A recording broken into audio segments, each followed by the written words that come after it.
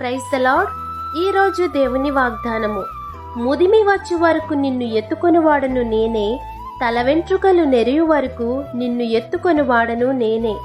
నేనే చేసియున్నాను, చంక పెట్టుకొనివాడను నేనే, నిన్ను ఎత్తుకొనుచు రక్షించువాడను నేనే.